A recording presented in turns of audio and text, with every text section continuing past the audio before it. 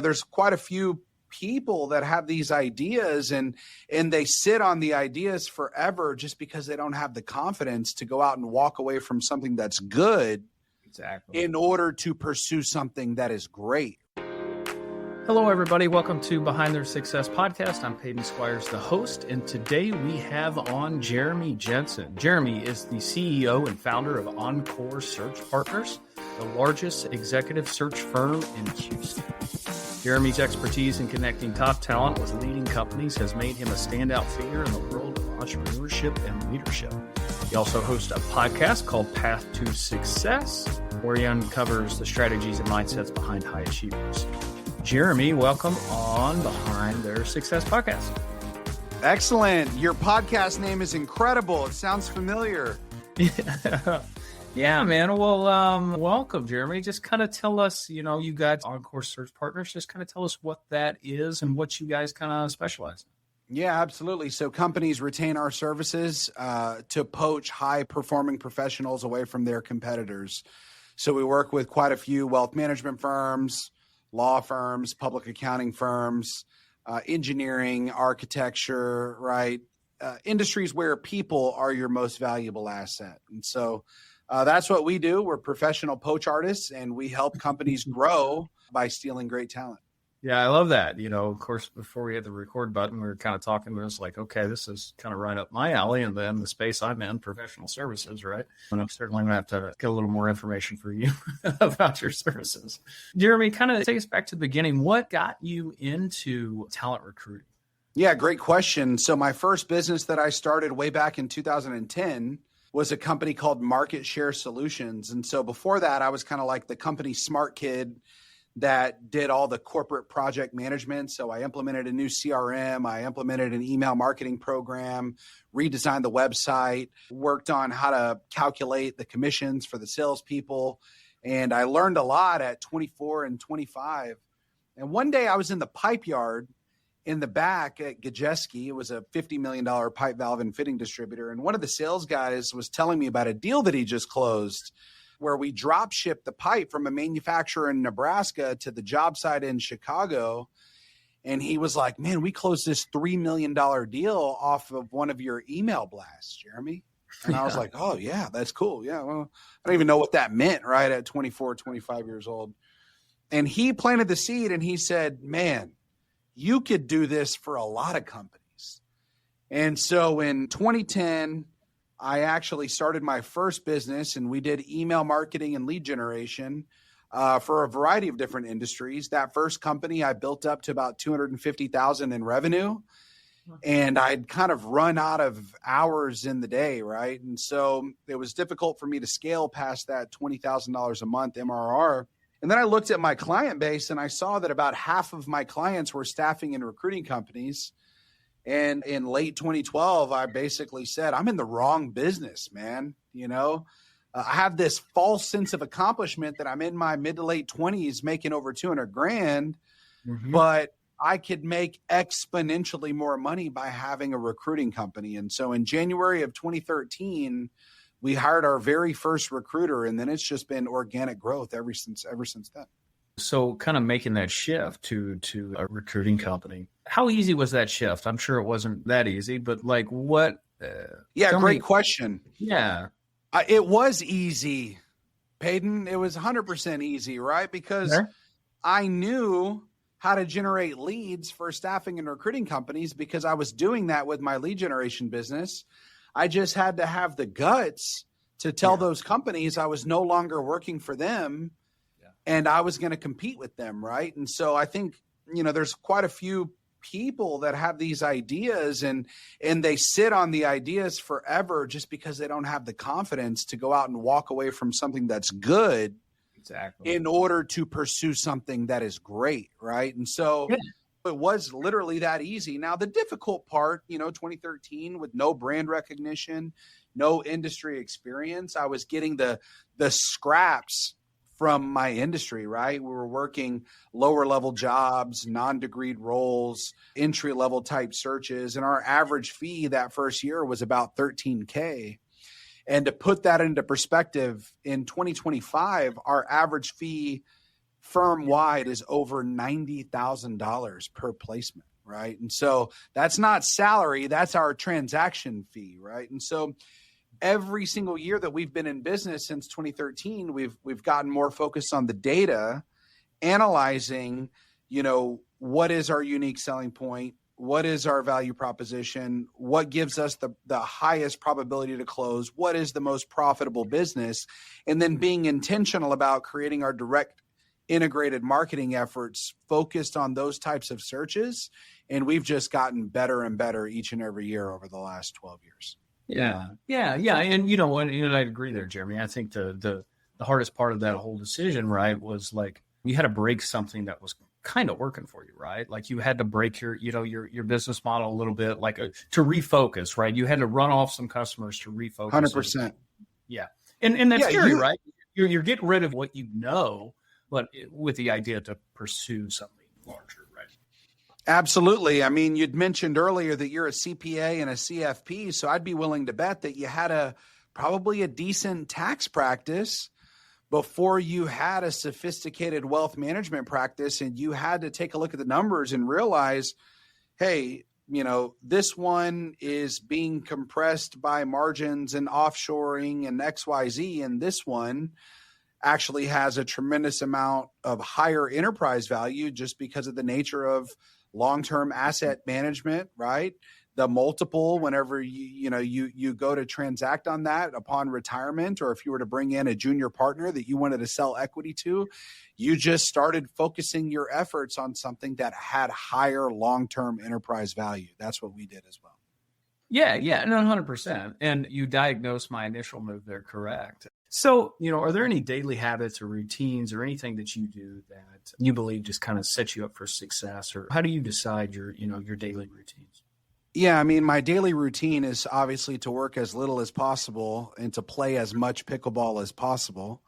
That's first and foremost. If you want to be successful, just focus on pickleball. No, the short answer is hire competent people, make sure that they're aligned with your mission, vision, and company core values, give them best-in-class systems, tools, and resources in order for them to do their job, and then literally get the out of their way.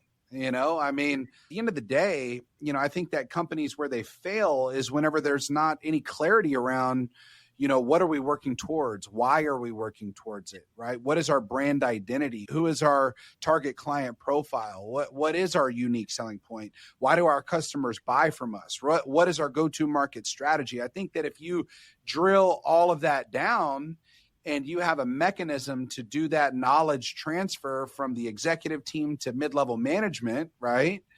Then I think that you don't really necessarily need to be heavily involved in day-to-day operations, right? Because there's a system that should be better than the entrepreneur. Yeah, if you were to say, what are the daily habits? I mean, clarity, transparency, authenticity, right? I think that one of the things that I do well is speaking candidly to my team to make sure that everybody's rowing the boat in the right direction, because I think that without structure and accountability, I think that people could think that they're being productive, but they can go in different directions. Yeah. I mean, they're working in their own silo there, right? And they think, most of the time they think they are accomplishing, what you want them to do or what the company wants them to do. But often it's amazing how humans can miscommunicate. They think they're communicating. Can you speak to that as a leader and like just kind of your leadership style around some of that communication? Yeah. So it's two things, really. It's transparency and authenticity, I think are really aligned with my leadership style. Yesterday afternoon at our level 10 meeting, so the all hands meeting, you've got all 40 employees in the conference room. We run on EOS, but just speaking to like my fears and anxieties and insecurities in business, right? There's no reason for a leader to conceal those things, right? Because if my team knows that I'm losing sleep about fearing a cybersecurity attack, right, then they can be hyper vigilant in making sure that they don't contribute to letting in any type of Trojan phishing scam, right? You know what I'm saying? Yeah. And so there's no reason to conceal information whenever my core focus should just be for everybody to think like me, right? And so if that's the case, I think that that's a skill that I learned as a father, right? Is, I don't need to just yell at my son if I see that he's walking on top of the monkey bars at the playground. I can say, hey, Luke, whenever I see you walking on top of that, the only thing that I see is a premonition of you falling off and breaking your arm, because you know why? Jackson, right? Miss Jennifer's son fell off of the monkey bars 2 years ago. He broke his elbow, and now I'm really, really scared that it's going to happen to you. So can you please not walk on top of the monkey bars, because you're going to give your dad a heart attack. And now my son knows why he's not climbing on top of it. Not that he's incapable, but now he knows the why behind the what. Yeah. I had a guy on this podcast here a little while back, and he's like a I can't even say the word. He studies language, but he's a linguist. Linguist. Why I could not get that word out. He talked about, it's like there's that study where, people were like standing in the copier line, and if you went up and gave a reason to why you needed to butt in the line, people would just let you do it. Like, and it didn't even matter like how logical the reason was. But if you gave somebody a because, like, I need to step in front of you because, and it didn't even matter ... what you even said, people would say, sure. But if you didn't give them a because, you almost always got to know. And it's absolutely, it's using that, closing that loop and giving the people the why. And that's all they really want to know. Absolutely, man. I'll tell you, that worked on me in the Paris airport. A couple of weeks ago, whenever we wrapped up our 4-week Euro trip, we were running late on a connection, right? And, I grabbed my fiance's hand and I ran to the front of that line and I said, hey, our flight boards in 20 minutes. Would you mind if we kindly skipped you in the line? No. And they just said, okay, right? They didn't need any additional information. They saw 2 panicking people that were madly in love. Maybe we were on our honeymoon. They don't know. And they didn't want to have us miss that flight. So thank you for sharing that. I'm going to get good at giving the because, and I don't even need to be a linguist. Linguist. Thank you for correcting me. Well, Peyton, you're in the business of numbers, right? If you couldn't spell algorithm, that would probably be a bigger red flag than you not being able to pronounce linguist. So you're good, brother. So for entrepreneurs, we got a lot of listeners here that are really trying to scale their businesses, right? What piece of advice would you give to owners that are trying to scale businesses like you have? Yeah, great question. So, I remember I started in 2010. We didn't hit the $1 million in revenue mark in a single year until 2016. So it took me 6 years on my own to even hit that kind of milestone, which was a big deal 10 years ago, right? As a solo operator and having some support staff, that if you're doing $1 million in revenue, a lot of that goes into your pocket, right? I had a very profitable business, but I was having difficulty scaling, right? And so I was in Vistage, which is a peer-to-peer executive advisory group, and I was venting about my staff and that I couldn't grow, right? And there was a guy in my group, and he basically said, well, golly, Jeremy, you must be losing a lot of money. And I was like, what are you talking about, Scott? I made $500,000 last year. Yeah. And he's like, wow, what if you actually put in processes, systems, and accountability? How much money could you make? And I said, well, man, I'm a really good recruiter, but I don't know shit about processes, systems, or accountability. So he said, you need to have me come in and run your company for you. And so one of the smartest decisions that I'd ever made in business was carving out $150,000 from that $500K net income, hiring a really good operator that can put in the EOS system, the entrepreneurial operating system, and implement processes, systems, accountability, right? A mechanism that we could identify, discuss, and solve complex problems in the business, right? A resource that we could make sure that we had the right people and the right seats on the bus that were aligned with mission, vision, and values, right? These are all key words that make sense to EOS people, and they do sound a little bit cliche, but man, that was the genesis to us turning into a real company, not just a smart guy that provided a service to rich people. How many $1 million CPA firms are there out there? Thousands, tens of thousands. Yeah. How many $10 million ones are there? Not very many. Yeah. Right. Yeah. And even the ones that are hitting maybe even a couple million, or because there's several partners in there or whatnot, they still don't have any systems or anything. Yeah. And they like, operate autonomously. Yeah. I mean, like, and you're describing my journey perfectly, right? Like solo operator, man, I worked by myself for years. Then I started bringing on a couple employees, and really it was still just Peyton doing his song and dance and making money. And I could always generate more revenue because I would just work more and whatever, right? Super profitable, right? Kind of sucked for me. It kind of sucks for, your relationship with your kids, your quality time with your spouse. Man, I've been there, brother. I know the feeling. Yeah. The business doesn't move without you, in that thing. Yeah. It's like you are the business. There is no separation. And like it hasn't until, honestly, to the last probably 2.5 years where I've started to get really serious about that, right? And really serious about implementing processes and scalability and I would say just getting professional in every aspect of business. Absolutely. And so to answer your question, I hired a strong COO. We started implementing EOS. We identified what was our 1 year, 3 year, 10-year vision. We carried that vision to the employees.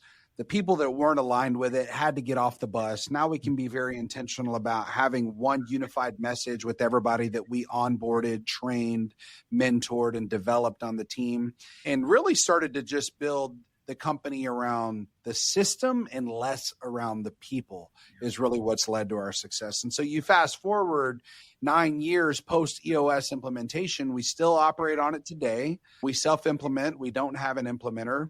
We have a full-time integrator, but now this year we're trending to do about 15 million in revenue, all gross margin, baby. We don't have cost of goods sold. Yeah. We charge transaction fees. Selling services, baby. And it's awesome. And it's awesome to look at our competition who are all struggling to even stay relevant in an age of offshoring, automation, and AI. And we're sitting here raising our fees. We're going up market because we've got the proven track record of success that says, hey, Encore Search Partners is the best. Yeah. If you want to self-implement, here's the AI tool. Here's the automation tool. Hey, here's TurboTax, baby. If you want to do it yourself, go for it. Yeah. But if you want the best, then you're going to pay for Peyton Squires, right? Yeah, 100%. And those are moves that like follow the same path, right? I've definitely moved up market and changed my offering and how and who and all those kinds of things, because as I grow and we systematize everything, it's like, yeah, I mean, we are worth it because we are better, right? Like you're just going to flat out get better results with us as opposed to, X, Y, Z. And that comes with a little cost, right? Well, you know what? You talk about ROI. It's so funny. I'm going to tell you how my wealth advisor got me. This was way back in 2020. I'd lost a couple $100,000 because I thought I was a day trader whenever we went to go work from home back in March, April.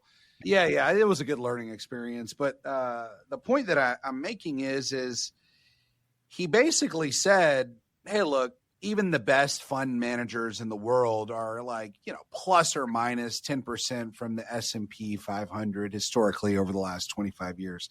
He said, but what a real wealth advisor does is they mitigate your exposure in times of volatility, right? And so when the market crashed 22% way back in 2008, he had a proven track record that says, hey, our investors lost 8%, right? And so it really wasn't the ROI. It was the peace of mind that he was selling me.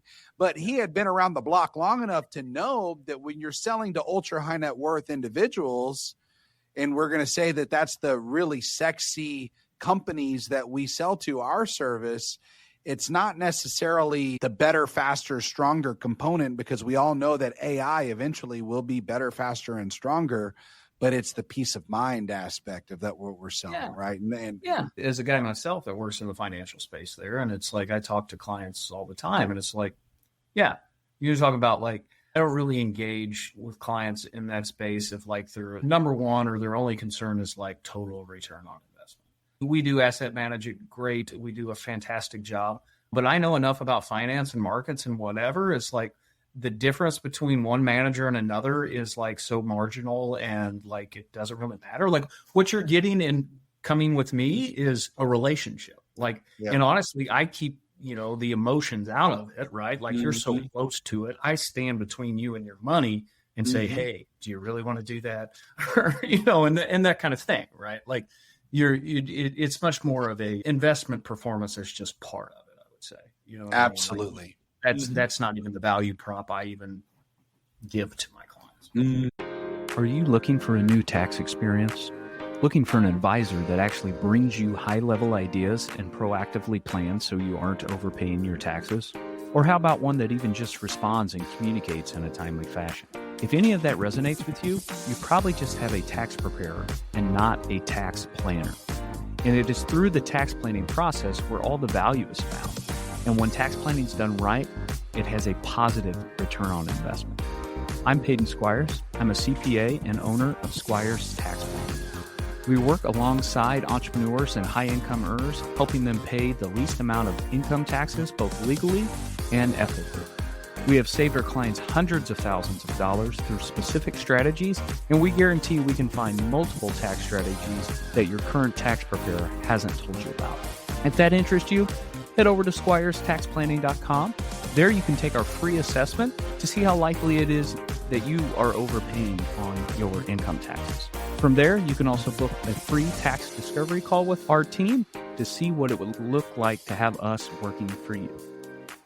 So you say giving advice, put it in systems, right? Scalability. You've done that for longer than I have. I'm behind you in years, but I'm starting to get those pieces. And you're ahead of me in the gray hair and the beard, though. That's dude, like that is just the that's genetics, I guess. Bad genetics, gray hair. I'm not even 40 yet. So. Yeah.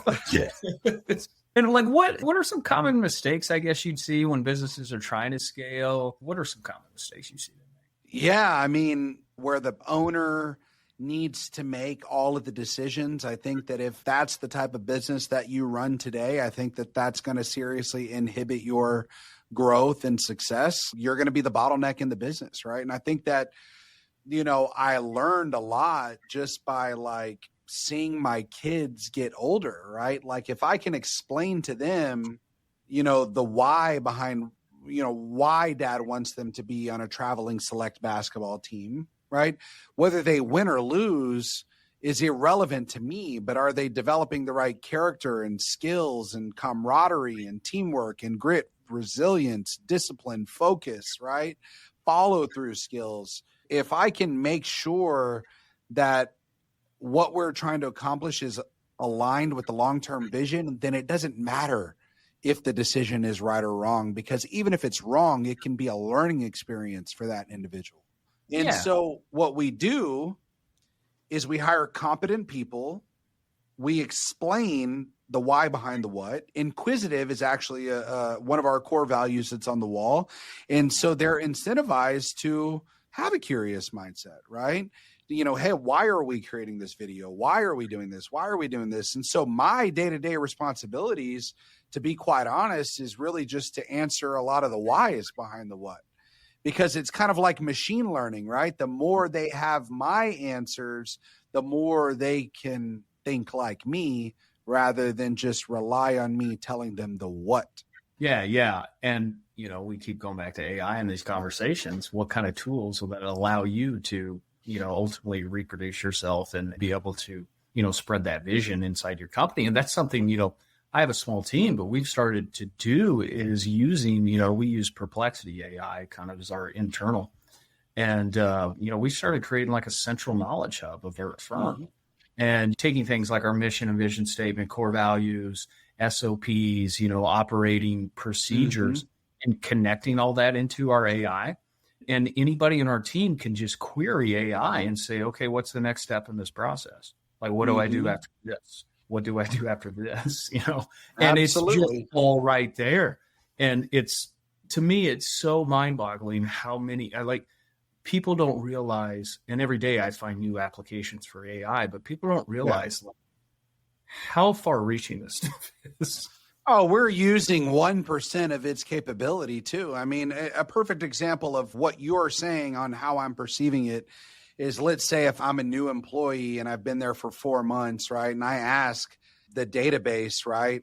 How much PTO do I have? Can I even take 3 days off in October and still get paid, right? Like historically, we've had to like email HR, right?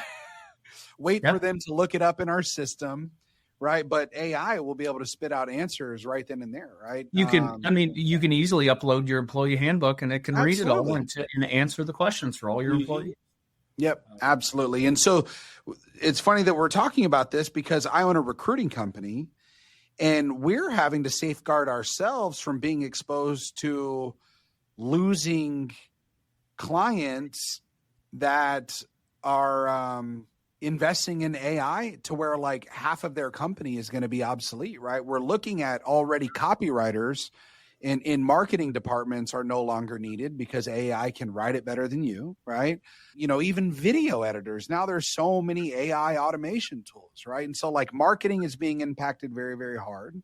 You know, we know that HR is being impacted extremely hard, right? We're going to see a digital transformation in the accounting space, right? Because we've already seen so many companies that are going to offshore resources because CPAs are so expensive nowadays, right? I mean, there's supply and demand, man. There's no supply. Supply and demand. Yeah. I got 23-year-old kids. The second they get their CPA, they want $100,000, man. And it's like, what? You know, in a college town, University of Missouri, and I was at a accounting, like just for the accounting school, like a career fair, and there were, I think it was like 130 companies and like 75 students, and the students were like, and that was like freshman through senior or whatever, like.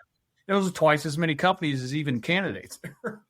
You know, it's like being a single girl at a bar in West Texas. You know, the girl to guy ratio is 9-1. She's got a lot of options. You got your pick, man. Yeah. Who's got the biggest truck? That's what she's asking out in Midland, Texas. So, yeah, I mean, it's interesting, you know, and it's coming for, you know, all kinds of different white collar jobs. But speaking of my industry specifically, like I tell you what, it's an industry that needs shaken up, that just runs on a broken business model because like one has a choice to get their taxes done any other way. You know, it's going to change a lot of that. And I think change that, you know, for the better. So, Jeremy, if you could go back to your first year, so go back to, what was this, 2010, 2011, you can go back to your first year as an entrepreneur and you can give yourself one piece of advice. What would that be? I think that the one piece of advice I would give myself is you don't need to be the smartest guy in the room, right? I think that, you know, I don't have a college degree. I was married to somebody that was far more educated than me. And so not having a degree was like, made me very, very insecure. I was intelligent. I was creative. I was hardworking. But I think that insecurity really inhibited my growth because I always needed to be the smartest guy in the room, right? For my own confidence. Yeah, just an ego thing. And 100% ego thing, right? And then in 2016, I hired Casey Knight, who's now our division president over our largest practice area. And he was smarter than me in his individual practice area, which is wealth management, right? Mm-hmm. And, you know, just because I was an expert in manufacturing, energy, and industrial didn't mean that I needed to continue to scale my business in what I was the most technically competent person in, right? And so investing in people that were better than me in order to diversify our service lines and increase our scalability factor was definitely the best move that I've ever made, right? And so that's really what it is, was having the humility to say, I don't need to be the smartest guy in the room. Let me create a brand and an ecosystem that these people want to come work for, and then we can build it together. Yeah. Once you hit a certain level of success in a business, then kind of like a plateau you have to cross. It's like, yeah, you hire your first employee that is, quote, like better than you and like in their lane, right? Because, you know, every employee you had before that, you know, it's, you know, maybe they're 80% as good as you in whatever lane or whatever, right? Yep. It's truly, once you do that, you realize, wow, okay, I get why, you know, maybe some employee costs $500,000 a year because, well, he's worth it, right? I can't wait to hire my first $1 million a year employee. Man, I tell you, you know, and having the confidence not even really the confidence, but the creativity to structure a compensation plan that will attract that person. So when you look at Casey, last year, Casey made over $1.8 million. This year, he'll make over $2 million, right? Nice. It's because I put together a creative compensation model way back in 2016 that if he built what he thought that he could, he should be very well financially rewarded, right? But so many entrepreneurs, well, when I started, I was at a $26,000 base and 10% commission. Well, fuck, dude, that was when you started, bro. And you quit that job and started your own fucking company. You stopped, Do you want someone? Yeah.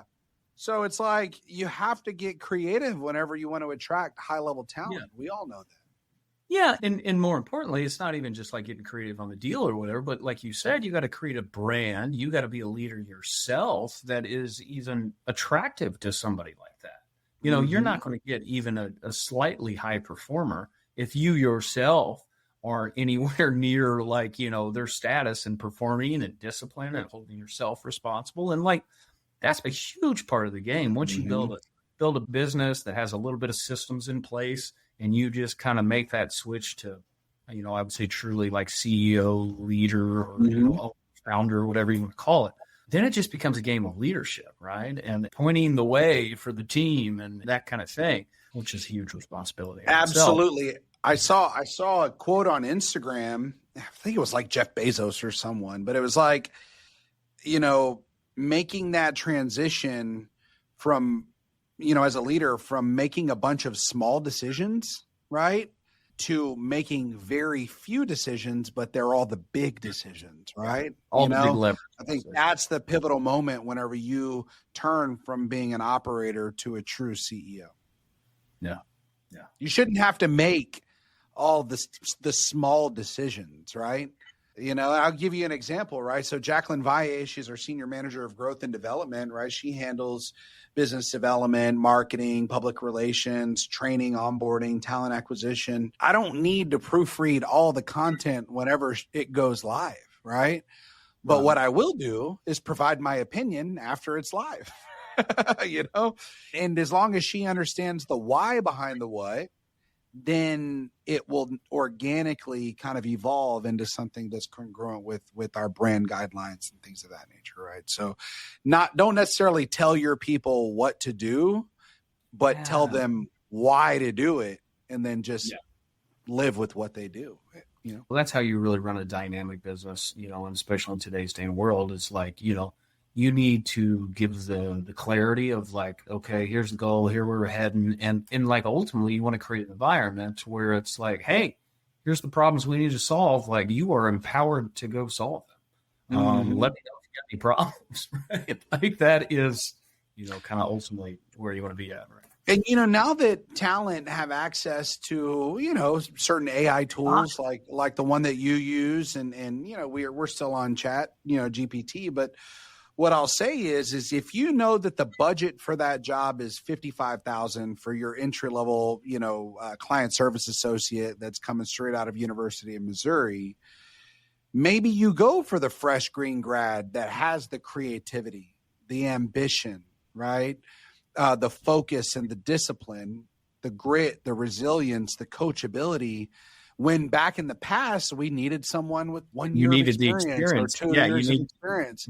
It's like, no, the characteristics are more valuable than the experience 100%. In today's environment. Yeah. And especially in professional services, right? Like there's there's certain personality types when it comes to, especially in the financial planning space, but even more so in the accounting space, like, all the guys that are smooth talkers go into the financial space, and there's like zero smooth talkers in the accounting space. So like, being able to, like an accountant and being able to sell is like a unicorn combination that you don't find too often. Absolutely. Well, Jeremy, man, like this has been a great conversation so far. Like, anything else you want to leave the listeners kind of before we go? What I can say is, it took me 6 years to hit my first million. Then we put in processes, systems, and accountability, and we successfully grew it to, about 12 million last year. And as we're evaluating how we're going to grow from 12 million to 25 million, I think that it's going to require a very different type of business model. And so I guess my one piece of encouragement would be never stop evolving. Never, ever, ever get complacent with saying, hey, this is the way that we've always done it. And so this is the way that it needs to be done, right? That we are creatures of habit. But if you want to make sure that you are insulated from becoming obsolete, you have to do what Amazon did, right? And change from an online bookstore to a $2 trillion fully integrated supply chain distribution company, right? They've got their tech arm. They've got this, right? If they would have just said, hey, we're a really good online bookstore, they would have blockbustered it up, dude. They would have Sears'd it up, even Walmart went out and spent like $12 billion for Jet.com. And we were all like, what the hell's going on?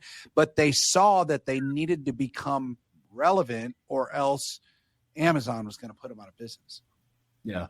I love that you talked about, you're at, 15 million or whatever, and you think it takes a totally different business model to get to 25 million. And I think that is a great realization and thing that people need to understand, that like you can build a business, say a tax firm like mine, you can build it $200,000-$300,000 with a couple people and just kind of hustling hard or whatever. Mm-hmm. But like it takes, you can't take that business and make it into a $2 million company. Like it's like a totally different business model. Yeah, like you're right. If you ever read the book 10X is Easier Than 2X by Dan Sullivan and Ben Hardy, mm-hmm. they talk a lot about that. It's like 2Xing, like that $300,000 business. Well, it's just like, okay, just do more, work a little harder. And, I can kind of, figure out how to 2X this business. When we start thinking about 10Xing a business, it's like, whoa, we'd have to change everything. Like we have to come up with a totally different business model. Right. Yep. And that is such a great exercise and the path that I've gone through the last couple of years, where I've just kind of almost trashed my model of, 8-9 years and said, no, we're going this way. 100%. Yeah. We did the exact same thing. That's how we 10X, right? From 1 to 10 million. And I'll share this piece of advice. You and I are entrepreneurs. And so we have this way of thinking where it's like, we want to put together an entrepreneurial compensation plan. We got to hire hustlers, go-getters that are innovators and creators. But when you really think about it, if I hired someone that had those capabilities, odds are after 2 or 3 years of success, they're going to go out and start their own business. Yeah. And it's like, I can't even fault them for it because that's what I hired. Just interest. So what we've done is we've started to hire people on higher salaries, right? More benefits, more golden handcuffs, more Fortune 500 enterprise level amenities in order to get these early career people that become reliant on the guarantee, right? And then they become a product of the system. And then it's the company that is creating a lot of the innovation and creativity, right? And so even if that person leaves the system, a lot of times those client relationships and candidate relationships don't go with them, right? Because it was built around the system and not the person. Yeah, not the story. So it costs money to make money is what I'm going to get, right? By doubling our salary, this year, what we pay our producers versus what we paid in 2013 and 2014. It's almost like illogical to think that you can make more money by doubling your salaries. What a lot of people don't understand too is like, okay, A players, right? Like, and of course, I'm speaking to the recruiter guy, but like A players are, they may cost 30% more or whatever, but they produce 7 times what the B player or whatever produces. Like, why the cost is higher? There's way more value in there, though. And what you have to do is you just have to be skilled at squeezing all that potential out of them. I've got right here our media relations person in the office right now behind the camera. And, the disparity between an A player is the least financially right when they graduate college. And so, what we told her is, Lauren, you're going to learn so much at Encore Search Partners. You're going to be exposed to so many different things that your money is not made on this $55K offer that you're accepting right out of school. It's going to be made on your 1-year anniversary when you've created a completely different job that we didn't even know exists today because of your creativity, your innovation, your skills development, your work ethic, the amount of influence and trust and rapport that you've got with your colleagues, to where she might very well come out as a manager after a year. And she's not going to have that capability going and working for a digital advertising agency where she's a peon and then gets promoted to senior peon after 2 years, Yeah. But you can create something in an entrepreneurial environment. Yeah, that's great, Jeremy. That's great stuff. Well, Jeremy, what's the best way listeners can connect with you, get to know more about you, your business, and everything you got going on there? Yeah, so the best way is let's connect on LinkedIn, right? So it's just my name, Jeremy Jenson. I've got a little goat emoji in my last name. And then if you want to follow the personal life, I have a lot of fun there. You can follow me on Instagram. It's just my name also. But yeah, if you shoot me a DM on LinkedIn, I'm going to reply, and I look forward to connecting with your audience there for sure. Yeah, absolutely, Jeremy. Man, I appreciate you coming on the show. Thank you for sharing, your journey and knowledge. And listeners, we'll catch you next time. Thank you so much for listening to the podcast. If you found it valuable, please rate, review, and share it. That is the best way to help us build this and reach more people, as we're trying to accomplish our goal of help creating more healthy, wealthy, and wise entrepreneurs. You can follow us on social media by searching for me, Peyton Squires, or going to PeytonSquires.com. On the website and social media, we're always sharing tips of personal growth, and there we can actually interact. I'm looking forward to it. Thanks, guys.